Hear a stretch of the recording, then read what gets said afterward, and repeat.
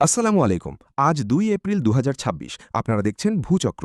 মধ্যপ্রাচ্যের আকাশ থেকে শুরু করে এশিয়ার গহীন জঙ্গল, পৃথিবীর অস্থিরতা আজ কোন পর্যায়ে পৌঁছেছে চলুন দেখে নেওয়া যাক আজকের বিস্তারিত ১০টি যুদ্ধের খবর। সবার আগে যুদ্ধের সব পরিস্থিতির খবর পেতে আমাদের ইউটিউব চ্যানেল সাবস্ক্রাইব করুন এবং লাইক করুন আমাদের ফেসবুক পেজ। চলুন শুরু করা যাক। ইসরায়েল ইরান সরাসরি আকাশযুদ্ধ। আজকে সবচেয়ে উত্তপ্ত খবর মধ্যপ্রাচ্য থেকে। কয়েক দশকের ছায়াযুদ্ধ পেরিয়ে ইরান ও ইসরায়েল এখন সরাসরি সংঘাতে। আজ ভোরে ইরান থেকে নিক্ষেপ করা কয়েক ডজন হাইপারসনিক মিসাইল ইসরায়েলের আকাশ প্রতিরক্ষা ব্যবস্থাকে চ্যালেঞ্জ জানিয়েছে। যদিও ইসরায়েলের অ্যারো-3 সিস্টেম অধিকাংশ মিসাইল ধ্বংস করেছে, তবুও কিছু আঘাত নেগেভ মরুভূমির সামরিক ঘাঁটিতে পড়েছে বলে খবর পাওয়া গেছে। পাল্টা জবাবে ইসরায়েলি বিমান বাহিনী ইরানের পারমাণবিক স্থাপনার কাছাকাছি ড্রোন হামলা চালিয়েছে। দুই দেশই এখন পূর্ণমাত্রার যুদ্ধের জন্য রিজার্ভ সেনাদের তলব করছে। হরমুজ প্রণালীতে বিশ্ব অর্থনীতি জিম্মি। বিশ্বের তেল সরবরাহের লাইফলাইন হিসেবে পরিচিত হরমুজ প্রণালী আজ প্রায় অচল। ইরান আনুষ্ঠানিকভাবে এই জলপথ দিয়ে পশ্চিমা দেশগুলোর তেলবাহী জাহাজ চলাচল সীমিত করার ঘোষণা দিয়েছে। আজ সকালে একটি ব্রিটিশ কার্গো জাহাজ তেহরানের রেভলিউশনারি গার্ডের হাতে আটক হওয়ার পর পরিস্থিতি নিয়ন্ত্রণের বাইরে চলে গেছে। এর ফলে বিশ্ববাজারে অপরিশোধিত তেলের দাম এক লাফে ব্যারেল প্রতি $120 ছাড়িয়েছে। ওমান উপসাগরে মার্কিন পঞ্চম নৌবহর এখন চূড়ান্ত সতর্ক অবস্থায় রয়েছে, যা যে কোনো মুহূর্তে বড় কোনো নৌযুদ্ধের ইঙ্গিত দিচ্ছে। ইউক্রেনের ডনবাস ফ্রন্টে আধুনিক মাইন যুদ্ধ। ইউক্রেন যুদ্ধে আজ এক নতুন এবং ভয়াবহ কৌশল দেখা গেছে।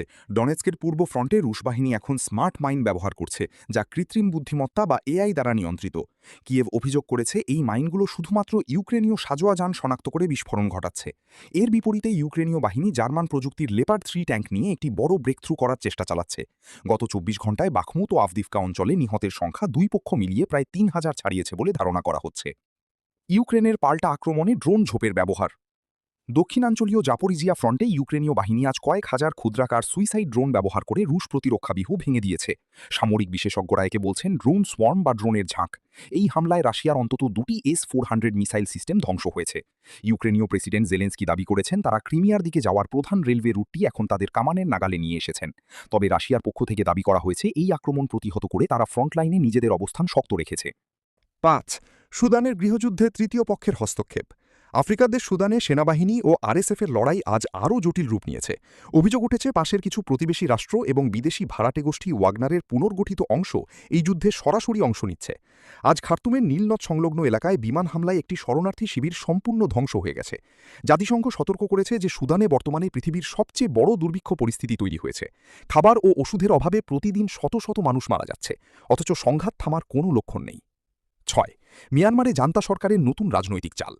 মিয়ানমারের গৃহযুদ্ধে আজ এক বড় মোড় এসেছে। জান্তা প্রধান মিন অং লাইং নিজেকে অন্তর্বর্তীকালীন প্রেসিডেন্ট ঘোষণা করে সারা দেশে নতুন করে মার্শাল ল জারি করেছেন। তবে এর প্রতিবাদে আজ ইয়াঙ্গুন ও মান্দালয়ে পিডিএফ বিদ্রোহীরা গেরিলা হামলা চালিয়েছে। শান ও রাখাইন রাজ্যে জাতিগত সশস্ত্র গোষ্ঠীগুলো জান্তার আরও ৩টি সামরিক ঘাঁটি দখল করে নিয়েছে। এদিকে থাইল্যান্ড সীমান্তে হাজার হাজার শরণার্থী ভিড় করছে, যা দক্ষিণ পূর্ব এশিয়ায় এক বিশাল মানবিক সংকট তৈরি করছে। ৭. অং সান সুচির ভাগ্য ও জান্তার কৌশল। কারাবন্দী নেত্রী অং সান সুচির সাজা আজ নামমাত্র কমানোর ঘোষণা দিয়েছে মিয়ানমার জান্তা। তবে বিশ্লেষকরা বলছেন এটি আসলে আন্তর্জাতিক চাপ কমানোর একটি কৌশল মাত্র। সুচির শারীরিক অবস্থা অত্যন্ত আশঙ্কাজনক এবং তাকে কোনো উন্নত চিকিৎসা নিতে দেওয়া হচ্ছে না বলে খবর পাওয়া গেছে। এনইউজি বা জান্তা বিরোধী ছায়া সরকার আজ এক বিবৃতিতে জানিয়েছে সুচিকে ঢাল হিসেবে ব্যবহার করে জান্তা আসলে নিজেদের পতন ঠেকাতে চাইছে। এই ইস্যুতে আসিয়ানভুক্ত দেশগুলোর মধ্যেও চরম মতভেদ দেখা দিয়েছে। ৮. কঙ্গোর খনিজ সম্পদ নিয়ে রক্তক্ষয়ী লড়াই। মধ্য আফ্রিকার ডেমোক্রেটিক রিপাবলিক অফ কঙ্গোতে ডিআরসি খনিজ সমৃদ্ধ গোমা শহর এখন রণক্ষেত্র। M23 বিদ্রোহীরা রুয়ান্ডার সহায়তায় কঙ্গো সেনাবাহিনীর ওপর মরণপণ হামলা চালাচ্ছে।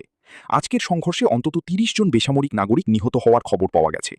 এই লড়াই মূলত কোবাল্ট ও সোনার খনির নিয়ন্ত্রণ নিয়ে, যা বিশ্বজুড়ে ইলেকট্রনিক্স পণ্যের জন্য অপরিহার্য। কঙ্গো সরকার রুয়ান্ডাকে সরাসরি আগ্রাসনের দায় অভিযুক্ত করেছে, যার ফলে দুই দেশের মধ্যে পূর্ণাঙ্গ যুদ্ধের সম্ভাবনা বাড়ছে। ৯. দক্ষিণ চীন সাগরে ফিলিপাইন চীন মুখোমুখি। প্রশান্ত মহাসাগরীয় অঞ্চলে আজ সকালে ফিলিপাইন ও চীনা নৌবাহিনীর জাহাজ একে অপরকে ধাক্কা দিয়েছে। বিতর্কিত সেকেন্ড থমাস শোল এলাকায় ফিলিপাইন তাদের রসদবাহী জাহাজ পাঠাতে চাইলে চীনা কোস্টগার্ড জলকামান ব্যবহার করে বাধা দেয়। ঘটনার পর ম্যানিলা থেকে কঠোর প্রতিবাদ জানানো হয়েছে এবং মার্কিন যুক্তরাষ্ট্র জানিয়েছে তারা ফিলিপাইনের পাশে আছে। এই ঘটনার প্রেক্ষিতে আজ দক্ষিণ চীন সাগরে একটি মার্কিন বিমানবাহী রণতরী প্রবেশ করেছে, যা ওই অঞ্চলে উত্তেজনার পারদ তুঙ্গে নিয়ে গেছে। ১০. সাইবার যুদ্ধ ও বিশ্ব অর্থনীতিতে ধস। প্রথাগত যুদ্ধের পাশাপাশি আজ বিশ্বব্যাপী একটি বড় ধরনের সাইবার হামলার ঘটনা ঘটেছে। ইউরোপের অন্তত ৩টি বড় ব্যাংকের সার্ভার এবং জ্বালানি গ্রিড কয়েক ঘন্টার জন্য অচল হয়ে পড়েছিল। ন্যাটো এই হামলার জন্য রাশিয়ার হ্যাকার গ্রুপগুলোকে দায়ী করেছে। এই ডিজিটাল যুদ্ধের প্রভাবে লন্ডন ও নিউ ইয়র্ক স্টক এক্সচেঞ্জে ব্যাপক ধস নেমেছে।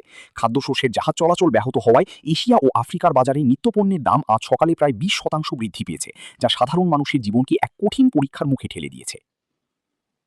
বিশ্বজুড়ে এই অশান্ত পরিস্থিতির আপডেট পেতে আমাদের চ্যানেলের সাথেই থাকুন। যুদ্ধ নয়, শান্তির প্রত্যাশায় আজকের মতো বিদায় নিচ্ছি। ধন্যবাদ।